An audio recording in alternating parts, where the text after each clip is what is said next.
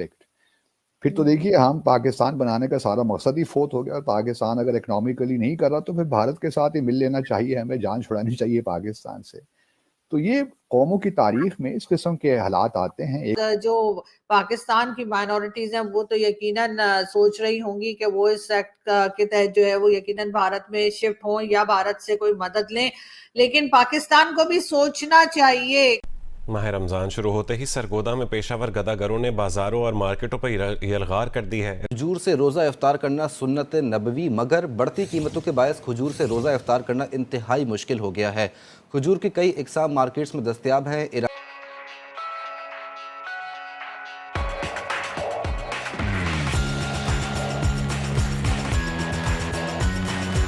ضمانت ہم اکنامیکلی بہت پروگرس کر رہے تھے, بھارت سے بھی آگے تھے.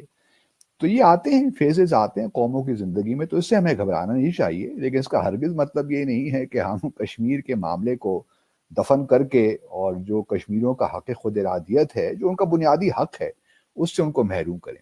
دوسرا آرگومنٹ, میرا کاؤنٹر آرگومنٹ یہ ہوگا کہ اگر بھارت اتنا ہی پر اعتماد ہے کہ اس کے 32,000 کروڑ سے, اب مودی صاحب سری نگر گئے ہیں تو 6,000 کروڑ کی ڈیولپمنٹ کے پروجیکٹس انہوں نے اعلان کیا ہے, اگر ان کو اتنا ہی اعتماد ہے کہ جی کشمیری تو بھارت کے ساتھ ہی رہنا چاہتے ہیں اور آزاد جموں اور کشمیر اور گلگت بلتستان کے لوگ بھی اب پاکستان سے تنگ ہیں, تو یہ تو آسان طریقہ ہے اس مسئلے کو سالو کرنے کے لیے, پلیبسسائٹ کروا دیں. اور مجھے یقین ہے کہ بھارت کے ساتھ کشمیری تو بھارت کے حق میں فیصلہ کر دیں گے. اتنی ڈیولپمنٹ اگر ہو رہی ہے دونوں سائڈز پہ, تو بھارت تو کیا پریشانی ہے. اور اگر اتنے ہی حالات سری نگر میں یا مقبوضہ جموں اور کشمیر میں اچھے ہیں, تو ابھی تک 8 سے 9 لاکھ سیکیورٹی پرسنل وہاں پہ کیا کر رہے ہیں. وہاں پہ جو ڈریکونین لاز ہیں, چاہے وہ ڈسٹربڈ ایریاز ایکٹ ہو, پبلک سیفٹی ایکٹ ہو, اس کے بعد ان لافل ایکٹیویٹیز پریونشن ایکٹ ہو, arm forces special powers act ہو, ایسپا, تو پھر ان کی کیا ضرورت ہے, ڈی ملٹرائز کیوں نہیں کر دیتے. تو بھارت کا نیریٹو کچھ بھی ہو, وہ ایک فلاڈ آرگومنٹ ہے.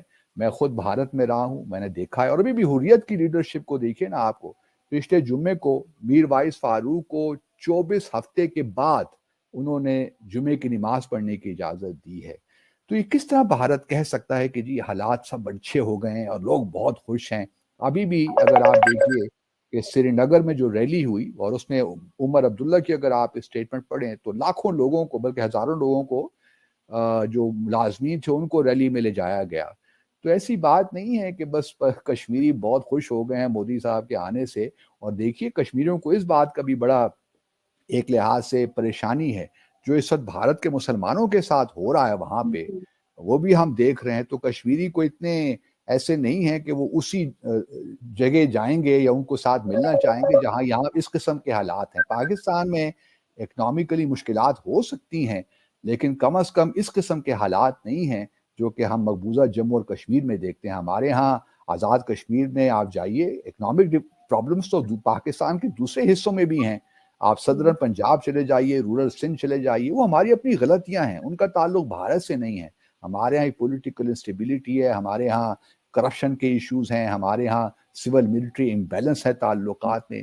وہ وجوہات ہیں بنیادی طور پہ. تو میں نہیں سمجھتا کہ کسی طور بھی ہمیں اپنے پرنسپل, جو ہمارا ایک اصولی موقف ہے جموں اور کشمیر پہ, اس سے پیچھے ہٹنا چاہیے. یہ ضرور بات درست ہے کہ ہم چاہیں گے کہ بھارت کے ساتھ ہمارے تعلقات نارمل ہوں, لیکن اٹ ٹیکس ٹو ٹینگو. اور ہاسٹیلیٹی میں اگر ریلیشن شپ ہاسٹائل ہو تو اس میں یونیلیٹرل فلیکسیبلٹی نہیں دکھائی جاتی, ممکن ہی نہیں ہوتا, اسپیس ہی نہیں ہوتی. تو اس وجہ سے میرے خیال میں بھارت کو بھی تھوڑی سی انٹروسپیکشن کرنی چاہیے. ٹھیک ہے وہ اکنامیکلی گرو کر رہے ہیں, بڑے حالات اچھے ہیں, لیکن ہم بھی, ہمارے بھی انشاءاللہ ٹھیک ہو جائیں گے. یہ فیزز ہیں, یہ بھی گزر جائیں گے انشاءاللہ کی بات ہے.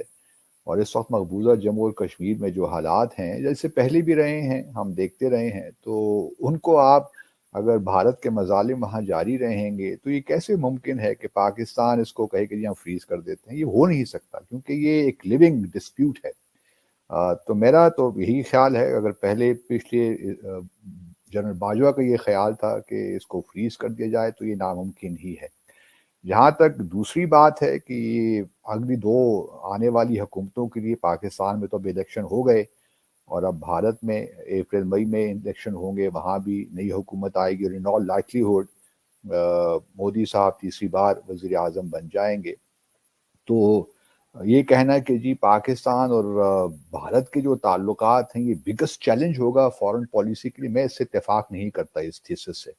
پاکستان جہاں تک فارن پالیسی کا ڈومین ہے اسے اور بے شمار چیلنج ہے ہمارے لیے۔ Afghanistan has become a biggest challenge now in my view, اور اسی طرح چائنا کے تعلقات بھی جس طریقے سے ہمارے چل رہے ہیں اس میں بہت سی کمی بیشیاں ہیں۔ امریکہ کے ساتھ جو تعلقات کی نوعیت ہے اس کو بھی ہم نے کچھ ٹھیک کرنا ہے۔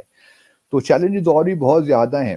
اور جہاں تک تیسری بات آپ نے کہی اپنے شرد صبروال صاحب کے حوالے سے کہ جی بال از ان پاکستان's کورٹ، یہ بھی بالکل ایک اسکیوڈ نیریٹو ہے انڈیا کا۔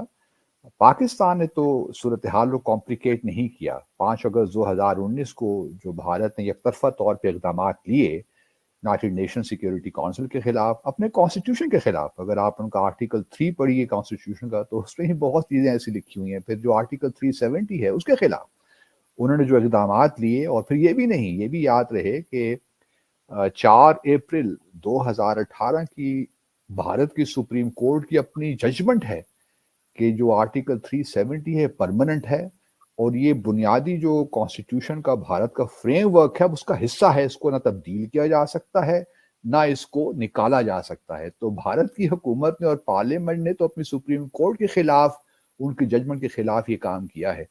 تو یہ بال تو انڈیا کی کورٹ میں بنیادی طور پہ، کیونکہ یہ جو ڈیڈ لاک پیدا ہوا ہے 2019 سے، یہ تو بھارت نے کیا ہے، پاکستان نے نہیں کیا۔ اب وے فارورڈ کیا ہے اس کا؟ میں ذاتی طور پہ یہ سمجھتا ہوں، اور میرا جو بھی تھوڑا بہت تجربہ ہے بھارت کے ساتھ اور سفارت کاری میں جو بھی تھوڑی بہت میری انڈرسٹینڈنگ ہے، میں سمجھتا ہوں کہ اب more of the same would not work.